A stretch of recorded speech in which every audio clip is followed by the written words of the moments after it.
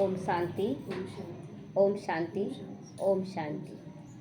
आज बाबा कह रहे हैं, मीठे बच्चे सदा इसी नशे में रहो कि हम संगम युगी ब्राह्मण हैं। हम जानते हैं कि जिस बाबा को सभी पुकार रहे हैं वह हमारे सम्मुख है, जिसको सारी दुनिया ढूंढ रही है। कहाँ तीर्थ करने जा रहे हैं, गंगा स्नान करने जा रहे हैं, मंदिरों में जा रहे हैं, साधु संतों के पास जा रहे हैं, लेकिन नशा रहना चाहिए कि हम लोगों को वो भगवान मिल चुका है, हम उसके सम्मुख पढ़ाई कर रहे हैं। प्रश्न है, जिन बच्चों का बुद्धि योग ठीक होगा उन्हें कौन सा साक्षात्कार होगा? बाबा कहता है, जिन बच्चों का बुद्धि योग ठीक होगा उन्हें कौन सा साक्षात्कार होता रहेगा। उत्तर है, सतयुगी नई राजधानी में क्या क्या होगा, कैसे हम स्कूल में पढ़ेंगे, फिर राज्य चलाएंगे, ये सब साक्षात्कार जैसे जैसे नज़दीक आते जाएंगे होता जाएगा। होता जाता ना, बच्चे नानी घर जाते थे या हम लोग भी जाते थे नानी घर, तो कैसे करते थे? गली आया नहीं कि हाँ इस गली से मुड़ाओ, इस गली से मुड़ाओ, गाड़ी वाले को बोलते जाते थे ना, कितना खुशी होता था। तो उस पल को याद करें और अभी के पल को याद करें। अभी हम स्वर्ग जा रहे हैं, अब आया कि आया, नज़रों में समा जाए, ऐसा करेंगे ऐसा करेंगे। यहाँ तो ये कुछ भी नहीं है, देखने में लगे, वहाँ जो मिलेगा यहाँ तो है ही नहीं वो चीज़। एकदम संपूर्ण वैराग्य स्थिति आने लगेगी। तो पढ़ेंगे, यह सब साक्षात्कार जैसे जैसे नज़दीक आते जाओगे होता रहेगा। परंतु जिनका बुद्धि योग ठीक है उसको होगा, जो अपने शांति धाम सुख धाम की याद में रहते हैं दिन रात, जो याद करते अपने शांति धाम सुख धाम को, धंधा दूरी भी करते हैं एक बाप की याद में। कुछ भी काम कर रहे हैं लेकिन एक बाप को याद कर रहे हैं हर बात में, उन्हें ही ये सब साक्षात्कार होता रहेगा। गीत बजाए ओम नमो शिवाय, ओम शांति। भक्ति मार्ग में और जो भी सत्संग आदि होते हैं उनमें तो सब गए हुए हैं। हम लोग गए थे कि नहीं सत्संग आदि में? गए हैं ना, सुनने सब कुछ गए हैं। और वहाँ गलत सलत भी कुछ कुछ होता है, मतलब देह भान, अब पता चलता ना, देह अभिमान के बस होकर कितने लोग गलत भी बोलते थे, लेकिन सब कुछ बोलते थे, वाह वाह वाह करते थे, बहुत अच्छा बोलते आए हैं। तो वहाँ तो कहेंगे कि बोलो, वो सब वाह गुरु या राम का नाम बताएंगे। यहाँ बच्चों को सब कुछ कहने की ज़रूरत नहीं है, कुछ भी कहने की ज़रूरत नहीं रहती। एक ही बार कह दिया ना, घड़ी घड़ी कहने की क्या दरकार है। जैसे नमः शिवाय तो जाप करने के लिए बोला गया तो बार बार नमः शिवाय जाप कर रहे हैं, राम राम राम राम कह रहे हैं। यहाँ पर एक बार बोल दिया ना कि नमस्ते बाबा या कुछ भी एक बार बोल दिए तो कि बार बार बोलते रहेंगे। फिर उनसे वाणी सुनेंगे ना कि बार बार जाप तो नहीं करेंगे। वहाँ पर देखिएगा थोड़ा सा ज्ञान दिया गया, फिर थोड़ा सा भजन करने लगते हैं लोग। तो बाबा कहता है यहाँ घड़ी घड़ी कहने की दरकार नहीं, बाप भी एक है, उनका कहना भी एक ही है। क्या कहते हैं बच्चों, माँ मेकम याद करो, मुझे एक को याद करो। इसी में डिफ़िकल्टी हो रही है ना कि बार बार देधाई याद आ रहा है, मेरा बच्चा मेरा प्रिय। फंसने का निशानी है कि आपको दुख होगा, फंसने का निशानी है कि आपको सुख होगा, दोनों ही स्थिति। सुख भी होगा तो क्या वो फंसने की निशानी नहीं है? वो भी फंसने की निशानी, लेकिन हर बात में आनंद, हर बात में निश्चिंतता, ये है भगवान को याद करना, एक को याद करना। तो बच्चों को माँ मेकम याद करो, बच्चों मुझे याद करो, पहले सीख कर फिर आकर यहाँ बैठती हैं। हम जिस बाप के बच्चे बने उनको याद करना, यह भी तुमने अभी ब्रह्मा द्वारा जाना है कि हम सभी आत्माओं का बाप वह है, एक है। दुनिया ये नहीं जानती। हम लोग कब जाने? जब ब्रह्मा बाबा के पास आए, हम लोग जाने उनको, तब तो जानने लगे ना। तो बाबा कहते हैं कि तुम भी अभी जाने हो, तुम जानते हो हम सब उस बाप के बच्चे हैं। उनको सभी गॉड फादर कहते हैं, सब फादर कहते हैं। मैं साधारण तन में तुमको पढ़ाने आता हूँ, और वो फादर जो शिव बाबा हमारा पिता है वो कहते हैं कि मैं इस साधारण तन में तुमको पढ़ाने आया हूँ। मैं दिव्य अलौकिक शरीर नहीं लेता हूँ, पावन शरीर मैं नहीं लेता हूँ, मैं पतित लेता हूँ। इसीलिए तो दुनिया वाले मूंझ जाते ना कि किसको किसको माने। सब जगह लोग अपने आप को भगवान भी तो कहने लगे ना, साधु संत क्या कहने लगे, मैं ही भगवान हूँ। तो बेचारे दुनिया वाले मूंझ जाते हैं, पहचानने की शक्ति नहीं है। इसलिए गीता में भी कहा गया कि मूढ़मती लोग मुझे नहीं पहचानेंगे। तो हम मूढ़मती हैं क्या? हम लोग तो नहीं हैं, हम लोग तो पहचान गए हैं। तो तुम जानते हो बाबा इनमें आए हुए, हम उनके बने हैं। बाबा ही आकर पति से पावन होने का रास्ता बताते हैं। यह सारा दिन बुद्धि में रहता है। यूँ शिव बाबा की संतान तो सभी हैं। सारी आत्माएं किसकी संतान है? तो उन्हीं की ना, शिव बाबा की। परंतु तुम जानते हो और कोई नहीं जान रहा है। हम जान रहे हैं तो हम लेने के लिए तैयार हो रहे हैं, तैयारी कर रहे हैं, और वो लोग गंवा रहे हैं, जो मिला हुआ है उसको भी गंवा रहे हैं। तो बच्चे समझते हो हम आत्मा हैं? समझते हैं तो दुख या सुख होगा क्या? दुख या सुख कुछ भी नहीं होगा। तो बाबा हमको फरमान दिए हैं, हमको बाप ने फरमान किया कि बच्चे मुझे याद करो। किसको याद करो? बाप को याद करो। मैं तुम्हारा बेहद का बाप हूँ। सब चिल्लाते रहते हैं कि पतित पावन आओ आओ, हम पतित बन गए हैं। यह देह नहीं कहती, आत्मा इस शरीर द्वारा कहती है। ये शरीर द्वारा आत्मा कहती कि मैं पतित हो गया हूँ, और सामने से जाए तो वो देवभान बोलता है कि मैं तो बिल्कुल पावन हूँ, मैं तो बहुत अच्छा हूँ। लेकिन जब भगवान के आगे जाते हैं ना, तो वो महसूसता होती है कि हम लोग गलत करके आए हैं। तो आत्मा इस शरीर द्वारा कहती है। 84 जन्म भी आत्मा लेती है ना, तो यह बुद्धि में रहना चाहिए, ये सारा ज्ञान रहना चाहिए। अभी आ रहे थे तो एक माता से पूछे आप ठीक हो?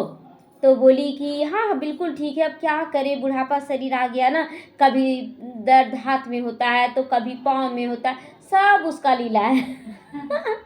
दर्द बोल के उसके बाद बोली सब उसका लीला है, किसको दिखाएंगे? आखिर भगवान को ना। सुन रहे हैं उनका बात। उसको बोले कि ये पूरा परिवार आपका है ना? तो बोली हाँ। आप किसको किसको दुख दे रहे हैं? बेटा को दे रहे हैं, पोता पोती को दे रहे हैं, बहू को दे रहे हैं, किसको किसको दुख दिए? नहीं, कैसे देंगे हम अपना बच्चा लोग को दुख? तो बोले वो कैसे देगा आपको दुख? बोले नहीं, मेरे ही कर्मों का फल है, हम समझ रहे हैं। तो देखिए, वो मानते सब है, मेरे कर्मों का फल है। तो बोले शुक्रिया कितनी बार आप करते हैं दिन भर में? बोले हमको तो सब कुछ दे दिया है बाबा, मेरे को कोई कमी नहीं है। तो बोले शुक्रिया कितनी बार? लेकिन इस बात के लिए तुरंत बोल दिए कि भगवान की लीला है, मतलब दुख भगवान की लीला है और सुख मेरी लीला है ना, हम रच रहे हैं। तो इसीलिए ना बाबा कहते हैं कि बच्चे अभी सब कुछ तुम्हारी बुद्धि में रहनी चाहिए कि तुम क्या हो, किसके आगे बैठे हो, क्या ज्ञान ले रहे हो। तो बाबा कहते हैं यह बुद्धि में रहना चाहिए कि हम एक्टर्स हैं। बाबा ने हमको अब त्रिकालदर्शी बना दिया ना, हमारे आदि मध्य अंत सब कुछ बता दिया। तो आदि मध्य अंत का ज्ञान दिया है। बाप को तो सब बुलाते हैं, अभी तो वह कहेंगे, कहते रहते हैं आओ आओ, और तुम संगम युगी ब्राह्मण कहते हो। बाबा तो आया हुआ है, वो तो बोल रहे हैं ना कि कलंकी अवतार लेगा, अभी लेगा, और हम लोग बोल रहे हैं ले चुका है। अंतर हो गया ना। तो अभी भी वह कहेंगे, कहते रहते आओ, और तुम कहते हो संगम युगी ब्राह्मण कि बाबा तो आया हुआ है। इस संगम युग को तुम ही तो जानते हो, यह पुरुषोत्तम युग गाया जाता है। पुरुषोत्तम युग होता है कलयुग के अंत और सतयुग के आदि के बीच में होता है। 100 साल का ये संगम युग, जिसमें हम कनिष्ठ से उत्तम बनते हैं, शूद्र से ब्राह्मण बनते हैं। तो सतयुग में बाबा कहते बीच का युग होता है संगम युग। तो यहाँ पर झूठे पुरुष रहते कलयुग में, और सतयुग में सच्चे पुरुष रहते, सच्चे पुरुष रहते। वहाँ सत्य स्वरूप में हम लोग रहेंगे कि मैं आत्मा, और रिश्ता निभाएंगे, वहाँ भी रिश्ते निभाएंगे, लेकिन वहाँ हमें भान रहेगा मैं आत्मा हूँ। और यहाँ पर भान से टूट जाते हैं, यहाँ पर ब्राह्मण बन गए हैं, आत्मा का ज्ञान मिल गया, लेकिन जैसे ही घर परिवार में जाते हैं मेरी बहू है, मेरा बच्चा है, मेरा ये है वो है, और फंस जाते हैं। कुछ ना कुछ मुख द्वारा, कुछ ना कुछ मन के द्वारा निकल जाता है, पाप का खाता बढ़ जाता है। यही है, इसमें बहुत अटेंशन रखना पड़ता है कि कुछ भी मुख से ना निकले, और निकल गया तो 10 बार माफ़ी मांगे, बस 10 बार, और तीसरा चौथा के पास पहुंच गया तो 10-10 बार और बढ़ा दे कि माफ़ी मांगने का। तो सतयुग में होकर गए हैं, उन्हों के चित्र देखो अभी तक लगे हुए हैं। सबसे पुराने से पुराने चित्र यह हैं, इनसे पुराने चित्र तो कोई होते नहीं। लक्ष्मी नारायण का चित्र सबसे पुराना है ना, सबसे पहले आए तो सबसे पुराना है। ऐसे तो बहुत मनुष्य फालतू चित्र बैठकर बनाते रहते हैं, जैसे 10 भुजा वाला, 12 भुजा वाला, सूंड वाला, पूंछ वाला, बहुत सारे चित्र बनाते हैं फालतू। तुम ये जानते हो कौन कौन होकर गए हैं? लक्ष्मी नारायण होकर गए, राधे कृष्ण होकर गए, राम सीता होकर गए, उनके चित्र ठीक है। लेकिन ये पूंछ वाला, सूंड वाला जो बनाते हैं ना, बाबा कहते हैं ये सब गलत है। जैसे नीचे अम्बा का चित्र बनाया अथवा काली का चित्र बनाते हैं, तो ऐसी भुजाओं वाली तो हो नहीं सकती, थोड़ी होती है। अम्बा को भी दो भुजाएं ही होंगी। मनुष्य तो जाकर हाथ जोड़ते हैं, पूजा करते हैं। भक्ति मार्ग में अनेक प्रकार के चित्र बनाकर पूजा करते हैं। मनुष्य के ऊपर ही भिन्न भिन्न प्रकार की सजावट कर देते हैं, तो रूप बदल जाता है। भिन्न भिन्न प्रकार की सजावट करते हैं, लोग अट्रैक्शन में आए, आकर्षित हो जाए। तब तो ब्राह्मणों का भी क्या होता है कि जैसे कि ज्ञान का भी क्या होता है कि ज्ञान तो बाबा एकदम सरल देता है। उसके बाद हम लोग अपना मनन चिंतन से कोई कुछ समझा रहा, कोई कुछ समझा रहा, आकर्षित करना चाहते हैं ना लोगों को कि ज्ञान की ओर। उसी तरह उन लोग चित्र को अपने अनुसार साज सजावट कर देता है। कोई 2 हाथ, कोई 4 हाथ, कोई 8 हाथ, कोई काली का रूप, कोई जीभ निकला हुआ, इस तरह का सजावट, ताकि उन लोगों का भी इनकम बढ़े। हम लोगों का पुण्य, हम लोग बोलते हैं ना, जितने बच्चों को ज्ञान मिलाएंगे, अच्छे से समझाएंगे तो आएंगे, तो मेरा पुण्य का खाता बढ़ेगा। उसी तरह उनकी कमाई बढ़ती है, तो रूप बदल जाता है। यह चित्र आदि वास्तव में कोई है नहीं, यह सब भक्ति मार्ग के हैं। यहाँ तो मनुष्य लूल्हे लंगड़े निकल पड़ते हैं ना, सत्युग में ऐसे नहीं होता। यहाँ पर जन्म भी देखिए, कोई लूल्हा है, लंगड़ा है, इस तरह का बच्चा जन्म भी ले रहा है, लेकिन वहाँ ऐसा होगा क्या? वहाँ तो बहुत सुंदर होगा। यहाँ पूरा शरीर होगा, लेकिन वहाँ सुंदरता ज़्यादा होगी। तो सनातन देवी देवता धर्म था वहाँ। यहाँ तो ड्रेस देखो, हर एक की अपनी अपनी, कितनी छोटी हो गई है ना, वैरायटी हो गई, कितनी वैरायटी शरीर है ना। यहाँ शरीर भी देखिए, किसी का नाक टेढ़ा, किसी का मुंह टेढ़ा, किसी का कान कैसा, मतलब चेहरा किसी का अच्छा लग रहा है देखने में, कुछ नहीं, कुछ ना कुछ कमी। अपने को जब आईने में देखती है तो कमी नजर आता, कितना भी तैयारी कर ले लेकिन कमी नजर आता, ये ठीक। लेकिन बच्चे स्वीकार करके चलते, अब यही शरीर है मेरा। लेकिन सतयुग में सब कुछ परफेक्ट होगा, और सारे देवी देवताओं का चित्र ना मिलता जुलता होगा एकदम, थोड़ा बहुत अंतर होगा वहाँ पर। तो यहाँ ड्रेस देखो, हर एक की अपनी अपनी कितनी वैरायटी हो गई है। वहाँ तो यथा राजा रानी तथा प्रजा होते हैं। जितना नज़दीक होते जाओगे ना, तो तुमको अपनी राजधानी की ड्रेस आदि का साक्षात्कार होता रहेगा एकदम। जैसे कि अभी फरिश्ता बनते जा रहे हैं, तो हल्कापन महसूस हो रहा है ना, ये हल्कापन ही फरिश्ता का रूप है।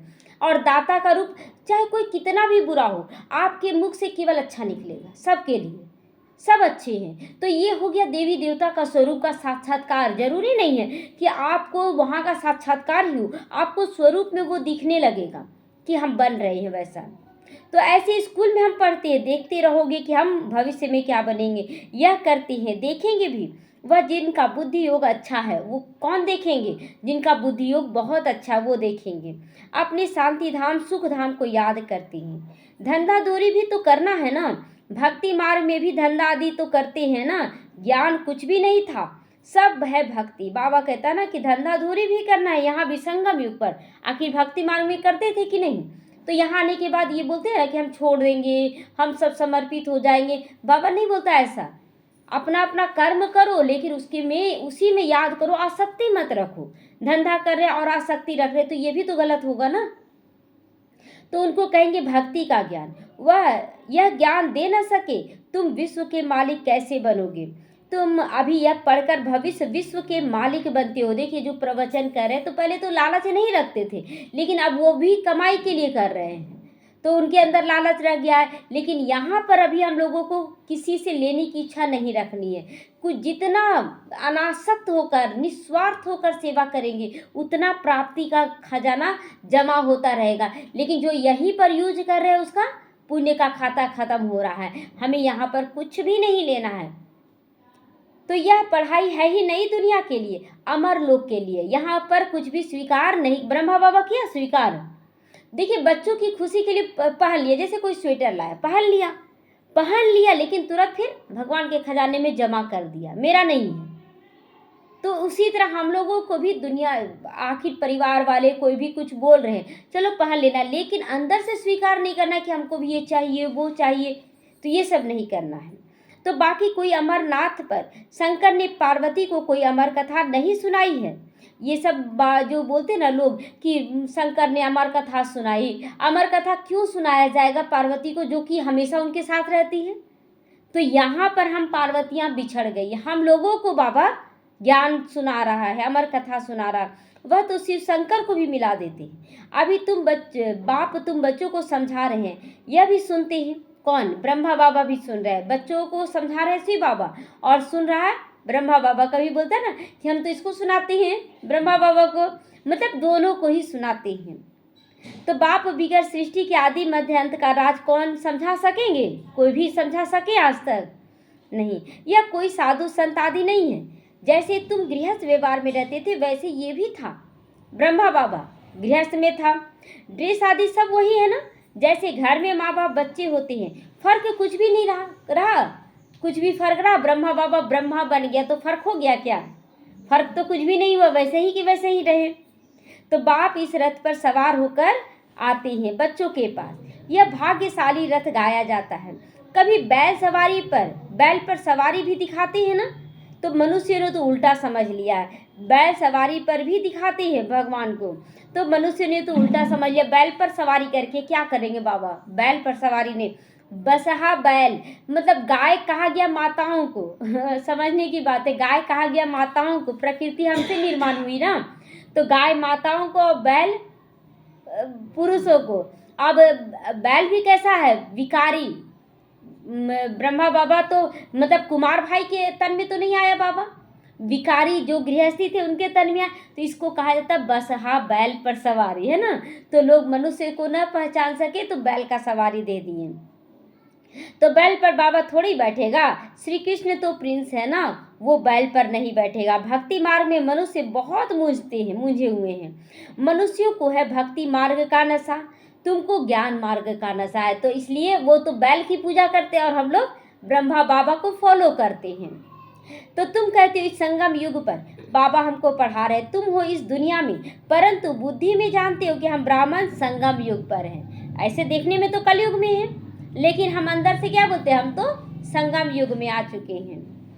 तो हम ब्राह्मण संगम युग पर हैं, बाकी सब मनुष्य कलयुग में हैं। यह अनुभव की बातें हैं। अनुभव करते हैं कि नहीं कि हम लोग कहाँ हैं? संगम युग में। संगम युग में एकदम निश्चिंत, एकदम कोई चाहना नहीं। मतलब अगर चाहना रख लेंगे, कोई इच्छा रख लेंगे ना, तो आप उसके बंधन में बंध जाएंगे। वो देगा, कोई चाहना ही नहीं। जैसे जैसे हमारी इच्छाएं कंट्रोल में होने लगी तो हम बंधन से मुक्त होने लगे। जब तक इच्छाएं थी बंधन में बंधे हुए थे, मेरा पति पूरा नहीं करता, मेरा बच्चा पूरा नहीं करता, मेरा ये नहीं वो नहीं, बंधन था। इच्छाएं समाप्त, बंधन समाप्त, सारे रिश्ते फिर बहुत अच्छे हो गए। तो बुद्धि कहती है हम कलयुग से अब निकल आए हैं, बाबा आया हुआ है। यह पुरानी दुनिया ही तो बदलने वाली है, यह तुम्हारी बुद्धि में है, और कोई की बुद्धि जानती ही नहीं कि यह दुनिया बदलने वाली है। भले एक ही घर में रहने वाले हैं, एक ही परिवार के, उसमें भी बाप कहेगा हम संगम युगी हैं, तो बच्चा कहेगा नहीं हम तो कलयुग में हैं। वंडर है ना, घर परिवार में क्या है, एक ज्ञान में चल रहा, बाकी ज्ञान में नहीं चल रहा। हम तो शुद्ध सात्विक भोजन करेंगे और दूसरे बोलते हम तो यही भोजन करेंगे, है ना। तो इसमें भी लड़ाई झगड़ा होता है। तो वंडर लगता है बच्चे जानते हैं हमारी पढ़ाई पूरी होगी तो विनाश होगा। पढ़ाई पूरी होगी तो विनाश होगा का मतलब क्या हुआ? ये दुनिया विनाश हो जाएगा। जब हमारी पढ़ाई पूरी होगी, यानी कि पढ़ाई अच्छी तरह से हम धारण कर लेंगे ना, तो हमारे हिसाब किताब समाप्त हो जाएंगे, तो पुरानी दुनिया का विनाश हो जाएगा। उसके बाद हम परिवार में रहते भी एकदम खुश आनंद में रहेंगे। कोई दे रहा है नहीं दे रहा कोई फर्क नहीं पड़ेगा, केवल हमें देना है, ये स्थिति है। तो बाबा कहता है कि जब तुम्हारी पढ़ाई एक्यूरेट अंदर में आ जाएगा कि मैं आत्मा हूँ, तो उसी समय से आपका हिसाब किताब चुकता हो जाएगा और आपके लिए सतयुगी आनंद आने लगेगा। तो विनाश तो होना जरूरी है ना, पहले विनाश होना जरूरी है कि नहीं? हमारे पुराने स्वभाव संस्कार जब तक नहीं निकलेंगे, देह भान नहीं निकलेगा, तो आत्मिक स्थिति में कैसे आएंगे? तो विनाश जरूरी है। तो तुम्हारे में भी कोई जानते हैं, अगर यह समझे कि दुनिया विनाश होनी है तो नई दुनिया के लिए तैयारी में लग जाएंगे, बैगेज तैयार कर लेंगे। यहाँ कोई हिसाब किताब नहीं रखना है किसी भी आत्मा से, सारा कुछ ट्रांसफर करने लगेंगे। अपना तन मन धन समय श्वास संकल्प सब बाबा को देना है। 24 घंटे लगा देना है कि बाबा बस तुम्हारा लगा देना है। अभी लग नहीं रहा 24 घंटे, बाबा भी बोलता है ना कि 24 घंटे तो हम भी नहीं किए हैं, लेकिन पूरा कोशिश में लग जाना है। तो बाबा कहते बैगेज तब तैयार कर ली, बाकी अब थोड़ा सा समय है, बाबा के बन जाएं। भूखे मरेंगे तो पहले बाबा फिर बच्चे मरेंगे ना, यह तो बाबा का भंडारा है, तुम शिव बाबा के भंडारे से खाते हो। अच्छा, जब कुछ बनाते हैं तो पहले किसको भोग लगाते हैं? शिव बाबा को लगाते हैं। अगर भोजन ना मिले तो पहले कौन भूखा रहा? बाबा रहा ना भूखा, उसके बाद हम बच्चे भी रहे, तो बाबा को भूख का एहसास होगा तो अपने बच्चों को भी लगेगा कि खिला दे। तो शिव बाबा के भंडारे से खाते हो सभी, भोग लगाते हैं सभी, तो जो भोग लगा रहे वो शिव बाबा के भंडारे से खाते, जो भोग नहीं लगा रहे वो बाबा के भंडारे से नहीं खा रहे हैं, क्योंकि लहसुन प्याज वाला भंडारा तो बाबा का हो नहीं सकता है। तो ब्राह्मण भोजन बनाते हैं, इसीलिए ब्रह्मा भोजन कहा जाता है। ब्राह्मण कौन? जो पवित्र आत्मा है, हर तरह से पवित्र है। भोजन बाबा की याद में बनाते हैं, याद में रहकर बनाते हैं। सिवाय ब्राह्मणों के शिव बाबा की याद में कोई रह नहीं सकता है, सिवाय ब्राह्मणों के जो पूरी तरह से धारणाओं में आ चुके हैं, तो वो बच्चे ही ब्रह्मा भोजन बना सकते हैं, शिव बाबा की याद में रहते। शिव बाबा का भंडारा यह है जहाँ ब्राह्मण भोजन बनाते हैं, समझेंगे है ना, कि जहाँ ब्राह्मण बन गए हैं और ब्राह्मण बनकर भोजन बना रहे, वो है ब्रह्मा भोजन। बाप दादा का भंडारा है, भोलेनाथ का भंडारा है। तो पवित्र है ही नहीं, अभी ब्राह्मण योग में रहते हैं, ब्राह्मण योग में रहते, पवित्र तो है ही नहीं। बाकी है योग की बात, इसमें मेहनत करनी लगती है ना, इसमें ही तो मेहनत लग रही है ना, आत्मा बनने में, ब्राह्मण बनने में मेहनत लग रहा है। ऐसे कोई कह ना सके कि मैं तो संपूर्ण योग में हूँ, वह 80% योग में हूँ, कोई भी कह ना सके। ज्ञान भी चाहिए ना उसके लिए। तुम बच्चों में योगी वह है जो अपनी दृष्टि से भी किसी को शांत कर दे। योगी का निशानी क्या हुआ कि आप यहीं बैठे हैं और आप किसी को भी दृष्टि दे रहे तो वो शांत हो जा रहा है, तो दृष्टि से शांत कर दे, यह भी तो ताकत है ना। एकदम सन्नाटा हो जाएगा। जब तुम अशरीरी बन जाते हो तो फिर बाप की याद में रहते हो, तो यही सच्ची याद है। फिर से यह प्रैक्टिस करनी है, क्या? मैं आत्मा हूँ, मैं आत्मा परमात्मा की संतान हूँ, मैं संपूर्ण ब्राह्मण हूँ। यह प्रैक्टिस कराई जाती है। फिर भी सब कोई याद में रहते नहीं, कहाँ कहाँ बुद्धि भागती रहती है, तो वह फिर नुकसान कर देता है। बुद्धि ये ऐसा कर रहा, वो ऐसा कर रहा, बुद्धि क्या हो रहा? गंदगी आ रहा है, उसमें गंदगी आ रहा। तो यहाँ संदली पर बिठाना उनको चाहिए जो समझे हम ड्रिल टीचर हैं। संदली पर किसको बैठाना चाहिए? जो ड्रिल टीचर है, जो कर रहे हैं अपने को धारण और तब करवाने के लायक बन रहे हैं। बाप की याद में सामने बैठी है, बुद्धि योग और तरफ ना जाए, सामने बैठे तो बुद्धि योग इधर उधर नहीं जाना चाहिए। सन्नाटा हो जाए, जब आप बैठे तो एकदम सन्नाटा हो जाए, तुम अशरीरी बन जाती हो, बाप की याद में रहती हो, यही सच्ची याद है। कितना सन्नाटा है, देखिए बाबा के घर में कितने भी बच्चे बैठ जाएं, आवाज़ होगा? आवाज़ नहीं होता है ना। और देखिए आज कहीं भी चले जाइए आप, मंदिर में या धर्मशाला में, कुछ ही लोग रहेंगे लेकिन हल्ला तो इतना होगा, लगेगा कितना है। तो अंतर हुआ ना यहाँ पर। तो वह कोई रियल याद नहीं होती है, हल्ला गुल्ला करके याद करना, बाबा कहता वो रियल याद नहीं है। कोई को फ़ायदा नहीं दे सकेंगे आप फिर, अगर खुद ही आवाज़ में आएंगे, देह भान में आएंगे, तो बाबा कहता किसी को फ़ायदा आप नहीं दे पाएंगे। तो वह सृष्टि का शांत नहीं कर सकते हैं। जो खुद आवाज़ में आ रहे हैं, बहुत ज़्यादा इधर उधर की बातों में फंस रहे हैं, वो दुनिया को कैसे शांत करेंगे? तो बाप को जानते ही नहीं, ब्रह्मा को भी भगवान समझते, ब्रह्म को ही भगवान समझते रहते हैं। वह तो है नहीं ब्रह्म। घर कोई भगवान होता है क्या? घर में रहने वाले देवी देवता होते हैं, लेकिन घर देवी देवता नहीं होता है। तो अभी तुम श्रीमत लेते हो, श्रीमत क्या मिल रही है? माम एकम याद करो, मुझे एक को याद करो। तुम जानते हो कि हम 84 जन्म लेते हैं, हर जन्म में थोड़ी थोड़ी कला कम होती जाती है, जैसे चंद्रमा की कला कम होती जाती है। देखने में से इतना मालूम थोड़ा ही पड़ता है। कोई बच्चे बोले कि सतयुग में भी कला कम हो जाएगा, जबकि कोई विक्रम नहीं बनेगा। अरे जब गाड़ी चलाओगे तो पेट्रोल तो कम होगा ना, आखिर आप जी रहे हैं, सब कुछ इंजॉय कर रहे हैं, तो आपका पेट्रोल तो खर्च हो रहा ना, कम होगा ना। तो लेकिन वहाँ अंश मात्र कम होता है, उतना ज़्यादा नहीं, क्योंकि देवभान में नहीं रहता है, आत्मिक स्थिति। और द्वापर से आपका देवभान आने लगता है, इसलिए जल्दी जल्दी बैटरी डिस्चार्ज होने लगता है, पेट्रोल खत्म होने लगता है। आगे चलकर तुमको साक्षात्कार होंगे, उनका भी साक्षात्कार हो सकता है। आत्मा कितनी छोटी, बाबा का भी साक्षात्कार होता है, हो रहा है कि नहीं? शिव बाबा को एकदम बिंदी रूप में देखे, क्या मिल गया? क्या मिल गया?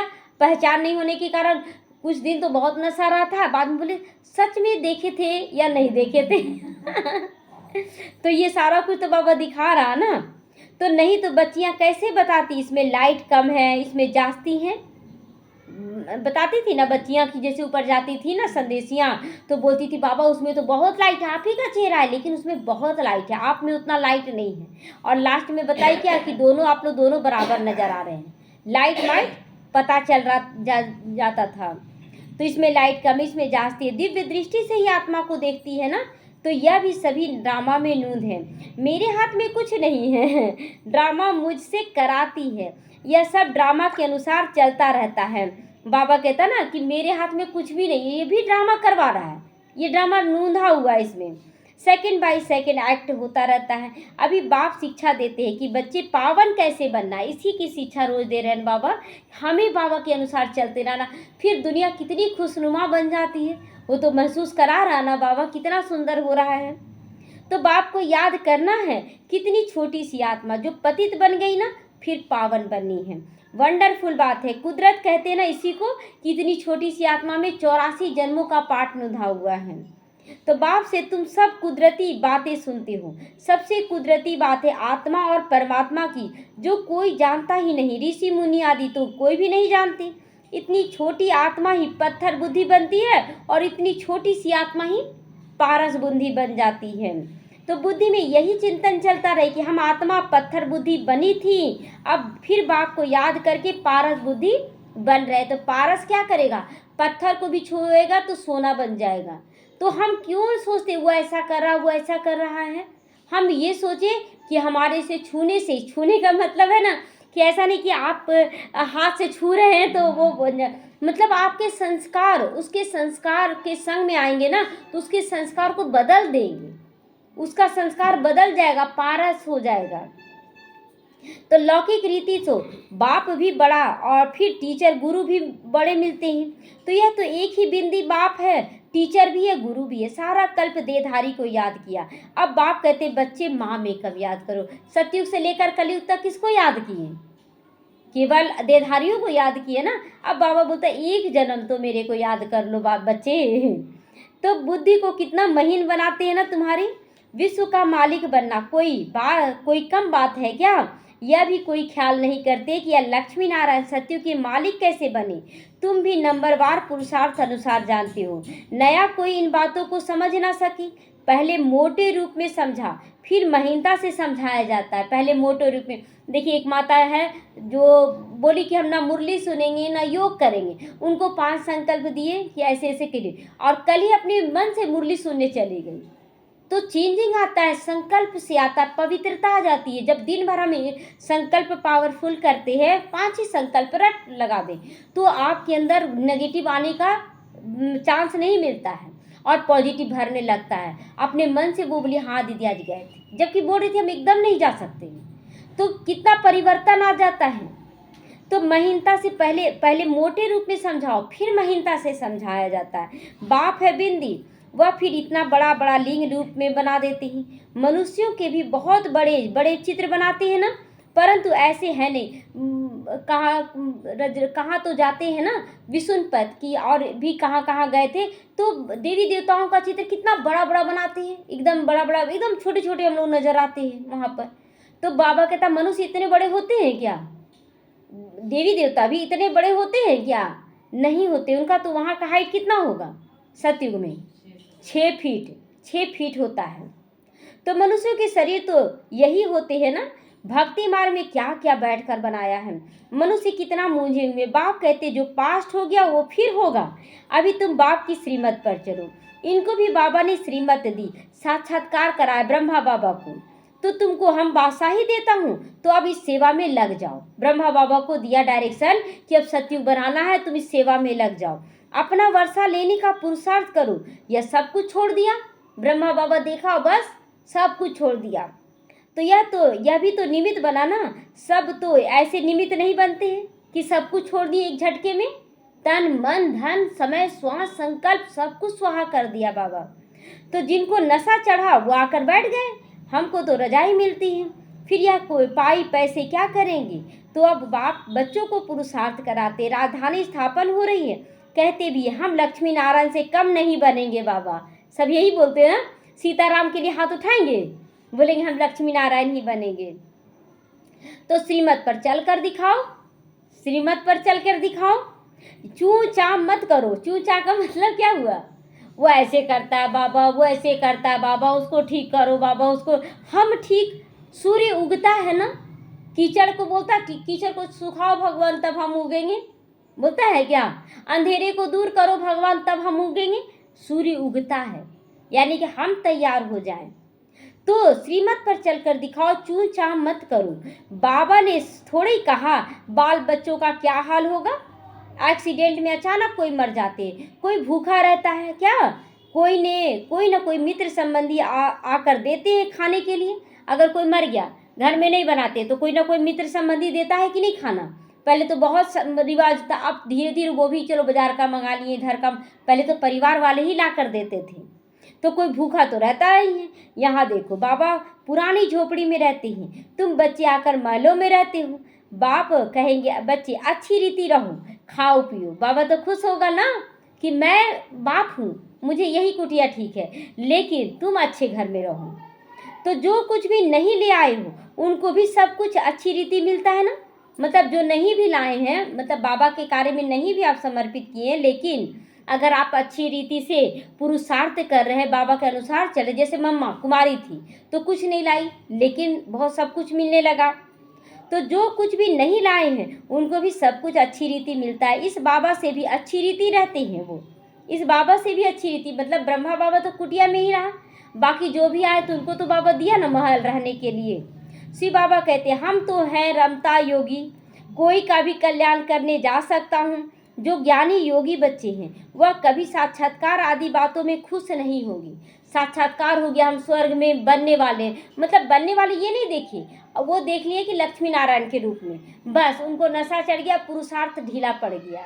अभी कुछ नहीं सोचना है क्या बनेंगे, बस अपना पुरुषार्थ रेगुलर करते जाए। खरगोश सो गया और कछुआ चलता रहा, तो समझ के चले कि एक समय खरगोश आगे बढ़ा और एक समय कछुआ आगे बढ़ा। लेकिन यहाँ पर कहानी क्या है कि कछुआ खरगोश को सहयोग दे और खरगोश कछुए को सहयोग दे। तो कोई का भी कल्याण करने के लिए बाबा जा सकता है। जो ज्ञानी बच्चे वह कभी साक्षात्कार आदि बातों में खुश नहीं होंगे, सिवाय योग के कुछ भी नहीं करेंगे। इन साक्षात्कार की बातों में खुश नहीं होना। अच्छा, मीठे मीठे सीख लदे बच्चों प्रति माता पिता बाप दादा का याद प्यार और गुड मॉर्निंग। रूहानी बाप की रूहानी बच्चों को नमस्ते। हम रूहानी बच्चों की रूहानी माता पिता बाप दादा को याद प्यार, गुड मॉर्निंग और नमस्ते नमस्ते। शुक्रिया बाबा, शुक्रिया। धारणा के लिए आज मुख्य सार है, योग की ऐसी स्थिति बनानी है जो दृष्टि से ही किसी को शांत कर दो। बोलने का भी जरूरत नहीं है, योग द्वारा ही उसे शांत कर देना है। इसके लिए अशरीरी बनने का अभ्यास करना। मैं आत्मा हूँ, तब जाके आपका सकाश पहुँचेगा। अगर देवभान में आप करेंगे तो मूंझ जाएंगे, ये तो ऐसा ही है, ये तो सुधरेगा ही नहीं। तो ज्ञान के सच्चे नशे में रहने के लिए याद रहे कि हम कौन हैं, संगम युगी है, कलयुगी नहीं है।